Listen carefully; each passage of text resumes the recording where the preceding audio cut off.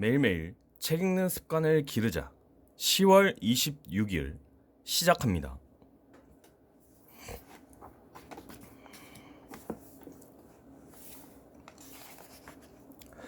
파트 5. 공존의 철학자 뉴 휴먼이 미래를 구한다.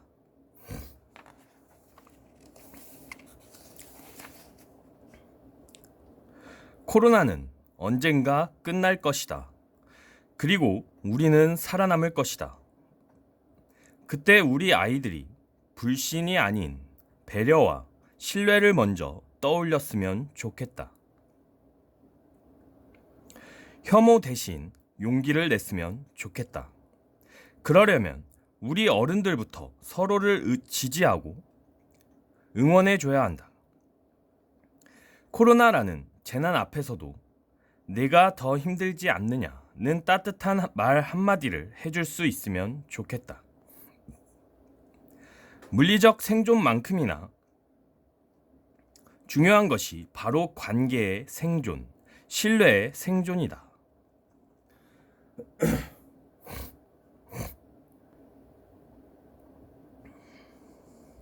1. 기후 변화.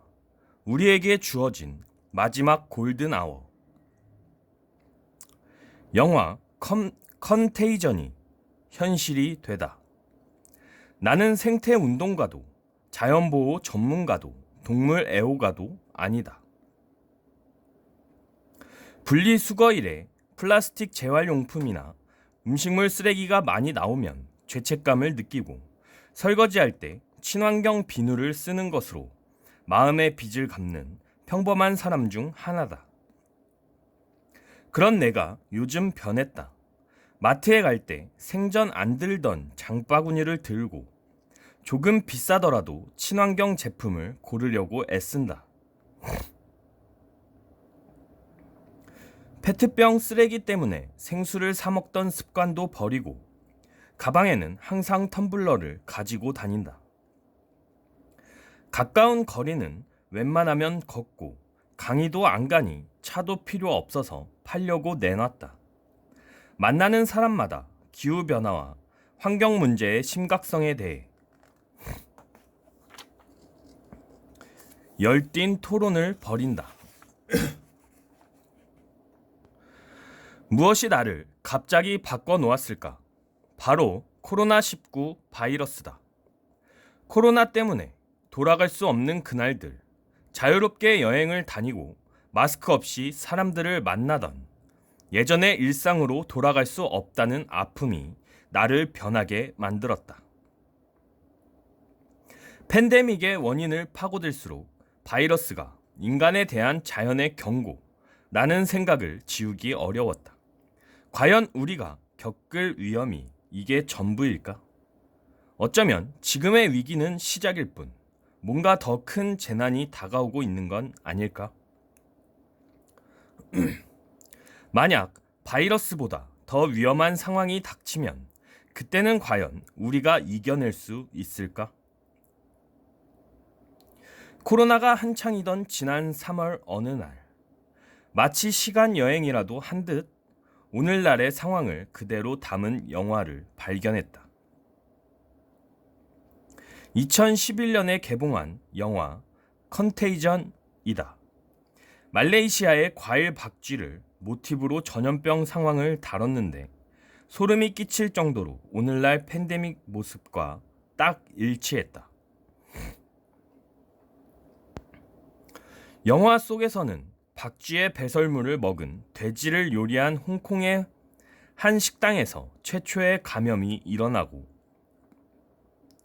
이후 공항, 버스, 호텔, 집으로 이어지는 모든 동선에서 엄청난 수의 감염이 생기고 결국 삽시간에 전 세계로 퍼져나간다. 이와 함께 자가격리, 동선 추적, 셧다운, 집단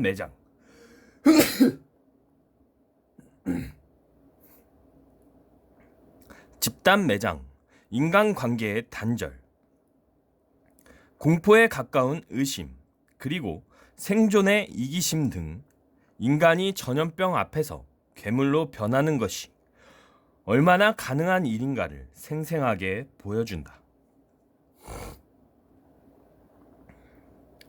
정말이지 현재의 상황과 하나도 다르지 않다. 코로나의 근본 원인은 바로 우리 자신이다. 사실 인간의 환경 파괴 문제는 그동안 익숙하게 들어온 이야기다. 하지만 이를 내 문제로 심각하게 받아들인 적은 거의 없었던 것 같다.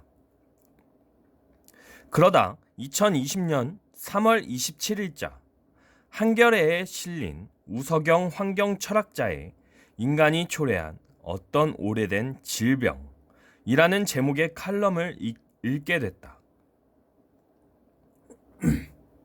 이 글에서 나는 이 엄중한 시대를 어떻게 살아야 할지 힌트를 얻을 수 있었다. 이미 1980년대부터 기후과학자들은 기후변화의 심각성을 이야기했고 일부 생태학자, 역사학자, 감염병 전문가들은 신종 감염병의 위험을 역설해왔다. 1920년대 아프리카 침팬지를 식용한 일부 몰지각한 이들이 침팬지가 보유하고 있던 특정 바이러스에 노출되었다. 에이즈였다. 1976년 콩고의 에볼라 강변 원시림이 파괴되면서 인간과 야생동물 사이의 접촉으로 치사율 88%의 감염병이 속출했다. 에볼라였다. 비극은 계속된다. 1998년 말레이시아 숲속의 돼지에서 인간으로 바이러스가 옮겨온다.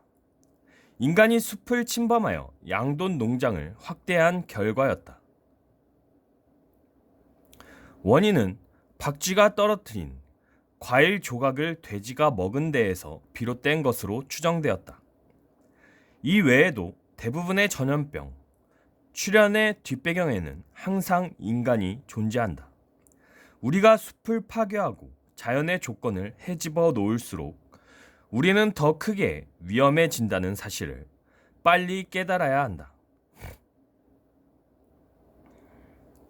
결국 인간이 환경을 파괴하는 행위가 감염병의 원인이었던 것이다. 실제로 현 시대에 가장 영향력 있는 사회사상가이자 미래학자인 제러미 리프킨은 최근 언론과의 인터뷰에서 기후변화가 이 모든 팬데믹의 원인이라고 단언했다. 그는 물의 순환, 교란으로 생태계가 파괴된 것, 인간이 야생의 털을 침범하고 있는 것, 그로 인해 야생 생명들의 이주가 시작된 것을 원인으로 지목했다. 앞으로 더 많은 전염병이 창궐할 것이라고도 예측했다. 듣기만 해도 공포가 몰려오는 말이다. 호주 동남쪽 뉴 사우스 웨일스 주에서 대형 산불이 일어나 남한 면적보다도 넓은 땅이 암흑으로 변했다. 미국 캘리포니아에서 한 해 7천여 건의 산불이 발생하고 있다. 지구 북반부인 알래스카마저 폭염에 시달리고 있으며 이로 인해 바다새의 집단 폐사가 이어졌다. 유럽의 대다수 국가들이 폭염에 시달리고 있다. 네덜란드와 벨기에는 관측사상 처음으로 최고 기온 40도를 기록했다. 인도는 극심한 가뭄으로 인명피해와 경제적 피해를 입었다. 첸나이 지방은 196일 동안 한 차례도 비가 내리지 않았다. 재난영화 시나리오가 아니다. 우리나라 기상청에서 발간한 2019 이상기후 보고서에 실린 전 세계 이상기후에 관한 현상들이다. 나열한 상황은 극히 일부에 불과하다. 종류만 차이가 있을 뿐 폭염, 가뭄, 산불, 홍수, 허리케인 등 재난현상이 더 빈번히 더 강하게 발생하고 있다. 그렇다면 우리의 결론은 이미 정해진 것일까? 우리에게 마지막 골든아워는 없는 것일까? 과학자들은 지구온난화는 이미 예정된 결과라고 말한다. 지난 30년간 풍요를 위해 경제적으로 내달린 결과 지구는 인간이 살기에 너무 힘겨운 환경으로 치닫고 있는 중이라고 말이다. 2020년 4월 출간된 책 2050 2050 거주불능 지구를 쓴 데이비드 월러스 웰즈는 기후변화는 우화가 아니며 우리가 붙잡지 않는 이상 결코 멈추지 않을 것이다 라고 강조했다. 그는 이 책에서 미래의 불확실성은 과학적 무지에서 비롯한다기보다는 거의 전적으로 인류는 어떻게 대응할까? 라는 열린 질문에 달렸다. 다시 말해, 자연과학이 아니라 인간이 대답해야 할 문제. 우리는 앞으로 얼마나 많은 탄소를 더 내보낼까? 라는 질문에 달렸다고 썼다. 여기서 우리란 다른 사람이 아니라 바로 나 자신이다. 지금 지구에 살고 있는 우리 세대다. 다음 세대에게 미루면 이미 때는 늦는다. 오늘은 여기까지 읽도록 하겠습니다. To be continued.